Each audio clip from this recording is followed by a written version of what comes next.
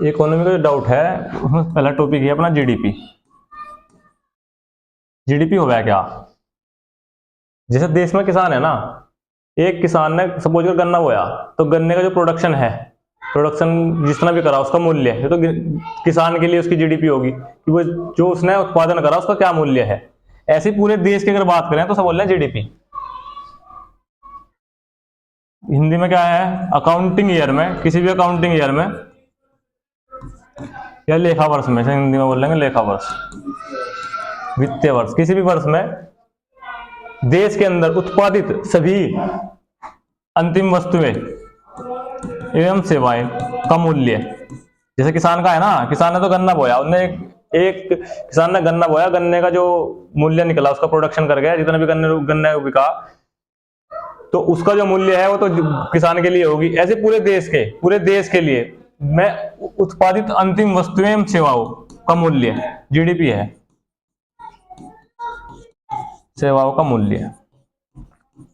अब क्या है इसमें? दो चीजें हैं, एक है अंतिम वस्तुएं। अंतिम वस्तुएं क्या हो? वस्तुएं हो दो तरीके की, एक हो पहली अंतिम वस्तुएं, दूसरी क्या है? मध्य। सपोज कर लोहे की सीट है, लोहा है, उससे हमने बना दी लोहे की सीट, सीट से बना दिया गिलास, लोहे का गिलास। अब लोहे का जो गिलास है वो तो है अंतिम वस्तु, और जो लोहे की सीट है इससे हम कुछ भी बना सकें, चद्दर डाल सकें घर पे, या ऊपर छत पे तीन सेट जो लोहे का सेट वो डाल सकें, तो उसे क्या कह रहे हैं हम? वो है मध्यवर्ती वस्तु, जो सीट है। तो हम बात किसी कर रहे हैं? केवल अंतिम वस्तु की, देश में उत्पादित सभी अंतिम वस्तुएं, क्योंकि यहीं से तो पता चलेगा हमने क्या क्या उत्पादन करा, फाइनल उत्पादन क्या है, इसका जो भी मूल्य है वस्तु और सेवाओं का, वो क्या है? जीडीपी है। मेन बात है जीडीपी में क्या क्या चीज शामिल है, क्या क्या चीज शामिल नहीं है। पहली बात है घरेलू सेवाएं, जो घर में माता जी काम कर रही या कोई और काम कर रहा, घर की जितनी भी सेवाएं हैं वे शामिल नहीं होती। दूसरी चीज है पुरानी चीजें, क्योंकि एक बार तो उसका मूल्य लगा चुके हैं ना हम। अब हम सपोज कर कबाड़ी के जाके बेचे आए, तो क्या उसका मूल्य शामिल होगा? होने का नहीं, क्योंकि हम बात क्या कर रहे हैं? उत्पादित अंतिम वस्तुएं, जो हमने प्रोडक्शन करा उसकी एक साल के अंदर, उसकी वैल्यू, ये भी शामिल हो रही। तीसरी साइड है हस्तांतरण भुगतान। ये क्या होते हैं? ये होता है जैसे वजीफा, कोई भी सरकार की ऐसी सेवा जिसके बदले में सरकार को कोई बेनिफिट नहीं हो रहा, वजीफा हुआ, पेंशन हुई, तो ये क्या है? हस्तांतरण भुगतान है, ये भी जीडीपी में शामिल नहीं होते। चौथी चीज है फाइनेंशियल एसेट्स, वित्तीय परिसंपत्तियां। वित्तीय परिसंपत्ति क्या है? ये है किसी भी चीज के लिए बैंक ने इशू कर दिया, आरबीआई ने इशू कर दी, उन्हें बोल रहे हैं परिसंपत्तियां, जो भी फाइनेंस रिलेटेड है। बस ये चार चीज शामिल नहीं है। और शामिल क्या क्या है? शामिल है बाजार में मौजूद सभी विक्रय हेतु वस्तुएं, क्योंकि सबका प्रोडक्शन हो गई, मार्केट में आई। फिर है दूसरा है जो मैंने निःशुल्क वस्तु दे दी, क्या ये शामिल हो रही? ये भी शामिल हो रही, क्योंकि ये तो निःशुल्क दी गई पर लेकिन प्रोडक्शन तो हुई इंडिया में ही। मेन बात है प्रोडक्शन का। और तीसरी क्या है? एजेंट द्वारा प्रदान की गई वस्तु, ये भी शामिल हो रही, क्योंकि पेपर में इसी तरीके से सवाल पूछा है कि पेपर में इसमें जीडीपी में क्या चीज शामिल है और क्या चीज शामिल नहीं है। कोई भी उत्पादन अगर हुआ तो उसका जो भी मूल्य है वो शामिल है, चाहे वो निःशुल्क दिया गया, चाहे वो किसी एजेंट ने सैंपल के रूप में, किसी डॉक्टर को दवाई हुआ है ना, दवाई का सैंपल दे दें, ऐसे किसी एजेंट ने सैंपल के रूप में दे दी, पर लेकिन मेन बात है उसका उत्पादन तो हुआ, उत्पादन हुआ, उसी के मूल्य की हम बात कर रहे हैं, जीडीपी में शामिल है। दो तरीके की है, पहली है सांकेतिक, दूसरी है वास्तविक। दोनों जरूरी, दोनों क्यों निकाल रही है? क्योंकि इससे इन्फ्लेशन का पता चला है कि महंगाई कितनी बढ़ेगी। इन्फ्लेशन क्या होगा वो तो दूसरी, इसका भी एक वीडियो बना लेंगे, कोई बात नहीं। महंगाई का इससे क्या पता चला इन दोनों के अंतर से? इन्फ्लेशन इतने टाइम में कितनी बढ़ी, इसलिए निकालते हैं यो। ठीक है,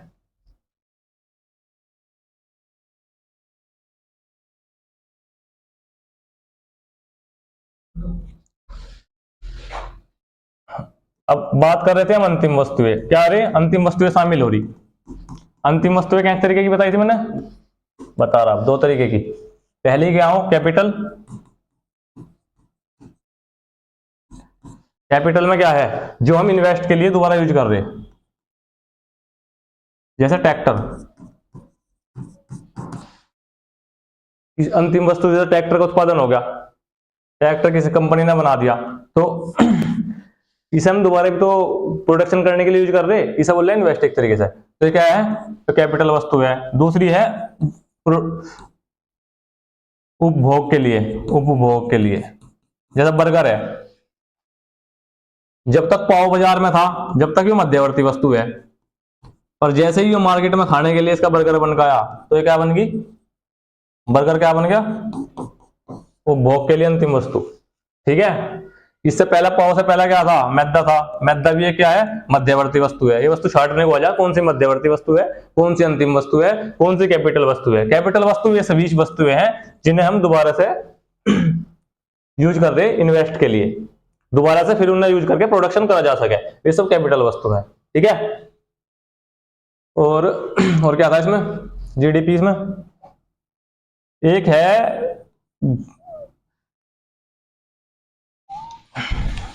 एक चीज और है इसमें, क्या है, जीडीपी की परिभाषा क्या बताई थी,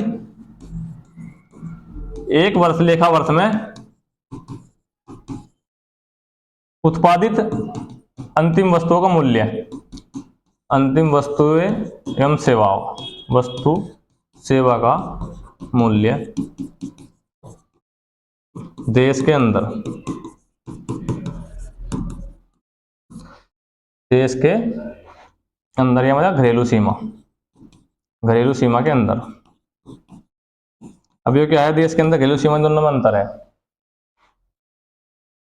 यहां तक आगे बात, अंतिम वस्तु सेवाओं का मूल्य है। अब घरेलू सीमा, सीमा भी दो तरीके की है, घरेलू और राजनीतिक। राजनीतिक तो तुम्हें पता ही है, जो अपनी भारत की सीमा है। और घरेलू सीमा क्या होगी फिर, घरेलू सीमा क्या है, घरेलू सीमा एक ऐसी सीमा है जिसमें हम खर्च कर रहे, जैसे एम्बेसडर है, राजदूत है, किसी और देश में राजदूत है, पर लेकिन तनख्वाह कहां से मिल रही है उसे, यहां से मिल रही, तो वो घरेलू सीमा के अंदर ही आ रहा। या दूसरा, कोई भी एक ऐसी चीज जो जैसे समुद्र में व्यापार है, समुद्र में व्यापार क्या है, इसका सोर्स कहां से आ रहा जा रहा, पैसा इसका कहां आना, इंडिया में आना, और जाना कहां से, इंडिया में। तो क्या है, घरेलू सीमा के अंदर है। इसका मतलब घरेलू सीमा राजनीतिक सीमा से बड़ी है, बहुत बड़ी है। और देश के अंदर की बात, देश की घरेलू सीमा के अंदर की बात कर रहे हैं कि उत्पादित सभी वस्तु, अंतिम वस्तुओं का मूल्य है। इसमें अब ये डिपेंड नहीं करता कि वो भारतीय नागरिक है नहीं है, कोई भी हो, चाहे भारतीय नागरिक हो चाहे ना हो, उससे फर्क नहीं पड़ता। भारतीय नागरिक और विदेशी दोनों शामिल है इसमें। बात किसकी कर रहे हैं, देश की सीमा के अंदर, घरेलू सीमा के अंदर भारतीय नागरिक विदेशी, कोई भी, मेन बात है पूरे देश के अंदर कितना प्रोडक्शन हो रहा, कौन कर रहा, इससे डिपेंड नहीं, विदेशी कोई विदेशी कंपनी आकर कर दी या इंडियन कंपनी है। ठीक है, अगर जो बात करें इस आगे की, जीडीपी, जीडीपी से हम क्या क्या निकाल सकें, एक जीएनपी और एक एनडीपी। अब ये क्या हो, जो है सकल घरेलू उत्पाद,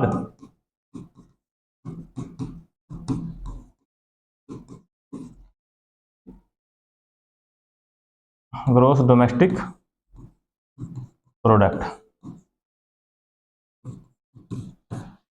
यह है gross national product, national product,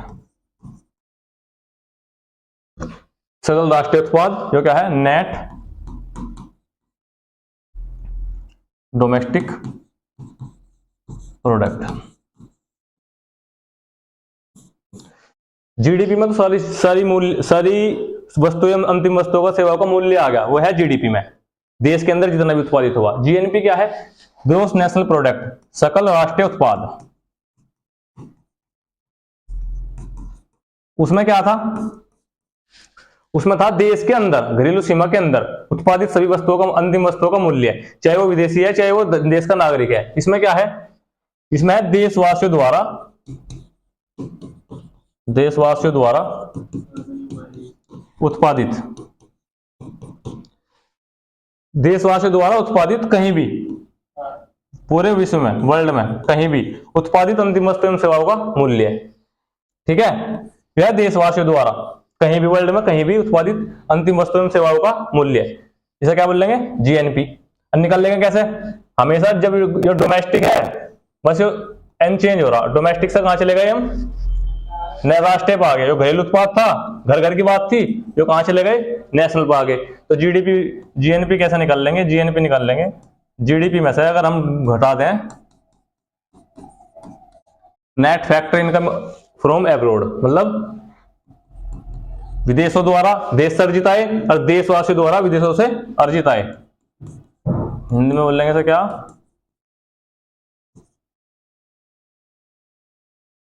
देशवासियों द्वारा विदेशों से अर्जित आय और माइनस कर देंगे क्या, जो भी ज्यादा होगी वो आ जाएगी निकल के जीएनपी। तो डी से अगर एन पे जा रहे तो क्या जुड़ जाएगा, एनएफआईए जुड़ जाएगा, net factor income from average. अब अगर हम बात करें जीडीपी से क्या जा रहे हैं, एनडीपी। एनडीपी क्या है, net, net domestic product. DPDP same है, जी से एन पर जा रहे, मतलब जो था ग्रोस जो है नेट, ग्रोस का मतलब टोटल कुल, नेट मतलब जितना हमारे यूज करने लायक है। ये तो सारा सारा का मूल्य की बात कर रहा था, ये क्या है, नेट। नेट मतलब जितना हमारा उपयोग में आ सके, वो ये कैसे निकलेगा, एनडीपी। तो इसका मतलब जीडीपी में से मूल्यह्रास घट जाएगा। मूल्यह्रास क्या हो, डिप्रिसिएशन, कुछ तो नुकसान भी हुआ होगा ना, उसे क्या बोल देंगे हम, डिप्रिसिएशन। इसे कौन काउंट करे, मिनिस्ट्री ऑफ कॉमर्स। इसकी भी एक विंग है, कौन सी है तो पूछ ले। अभी पूछा है क्या मूल्यह्रास जीडीपी में शामिल हो रहा, जीडीपी में तो शामिल हो रहा पर लेकिन एनडीपी में शामिल नहीं है। जीएनपी में शामिल है, जीएनपी में भी शामिल है, क्योंकि वो भी ग्रोथ की बात कर रहा। जहां एन आ जाएगा वहां मूल्यह्रास घटेगा। इसका मतलब सिंपल सी बात है, जीडीपी से अगर हम एनडीपी निकाल रहे, जी से अगर एन पे जा रहे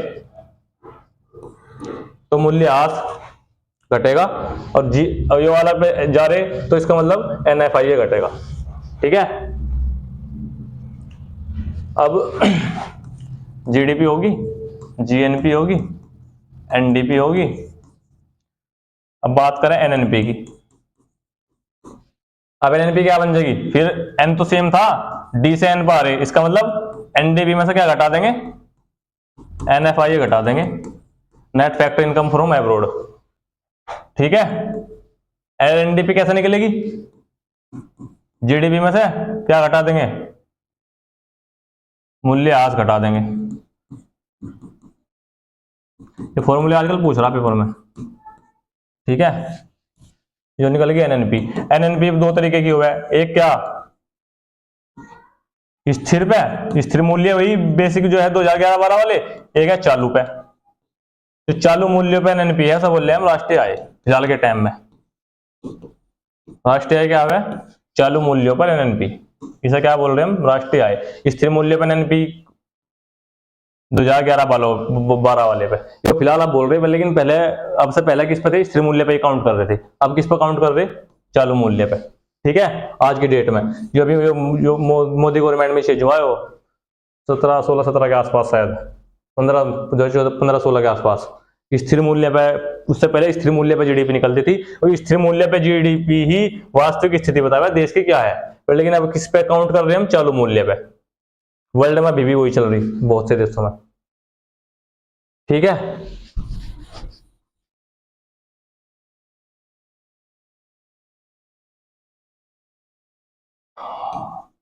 GDP, factor cost, GDP market price, जो हम बात कर रहे थे अभी। फैक्टर कॉस्ट क्या है, साधारण लागत पर।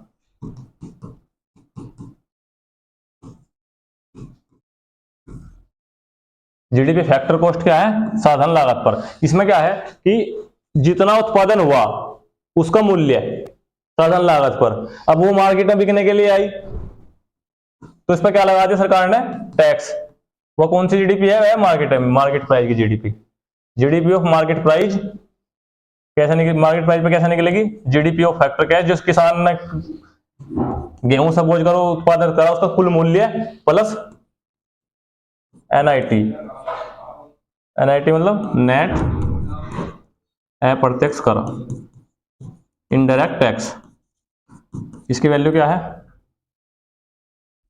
अप्रत्यक्ष कर माइनस सब्सिडी, सरकार ने को सब्सिडी भी दी होगी, इसे निकालते हैं ऐसे। तो जीडीपी ऑफ फैक्टर कॉस्ट क्या है, जो भी किसान की सपोज करो खेत का जो उत्पादित करा उसका मूल्य है वो है फैक्टर कॉस्ट पे। जीडीपी दूसरी क्या है, मार्केट प्राइस पे। मार्केट प्राइस क्या है, जो बाजार में आ गई, बाजार में तो एकदम आने, बाजार में तो बिना टैक्स के नहीं आने की, वो बाजार में जो सरकार ने टैक्स लगा दिया है जीडीपी ऑफ फैक्टर कॉस्ट। इसमें एनआईटी जोड़ देंगे तो क्या निकल जाएगी, ऐसा निकल जाएगी। अब फॉर्मूले दुनिया भर के बन जाएंगे, सच कितने फॉर्मूले निकाल लो। जीएनपी पूछ दे देगा वो मार्केट प्राइस पे, और पूछ देगा क्या, जैसा आज के टाइम में चल रहा, जीडीपी निकाल दो फैक्टर कॉस्ट पे। अब पहले क्या करना पड़ेगा हमें, जी से में हमें पता है डी से एन पे जाना, मतलब यो राष्ट्रीय जाना और ये है डोमेस्टिक। तो क्या कर देंगे हम, इसमें से घटा देंगे net factor income from abroad NFIA, और फिर ये क्या है, ये MP है, ये FC है, FC निकालना। तो क्या कर देंगे, अप्रत्यक्ष कर क्या जोड़ देंगे, घटा देंगे, NIT घटा देंगे, ऐसा निकालना आएगा। दो ही फॉर्मूले हैं, एक तो ये निकालने का, इसका बेस का निकालने का, एक D से N पे जाने का, और एक G से N पे जाने का, यहां से यहां। ठीक है, अगर देखें तो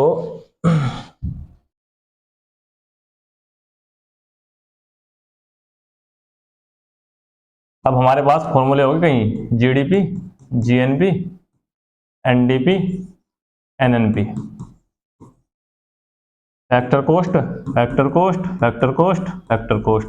अगर इन पर निकालने तो इसमें अगर एनआईटी जोड़ देंगे तो किस पर आ जाएंगे निकल के, जीडीपी मार्केट प्राइस पे, यो जीएनपी मार्केट प्राइस पे, यो एनडीपी मार्केट प्राइस पे, यो एनएनपी मार्केट प्राइस पे। इसे क्या बोल रहे हैं आज के टाइम में, राष्ट्रीय आय।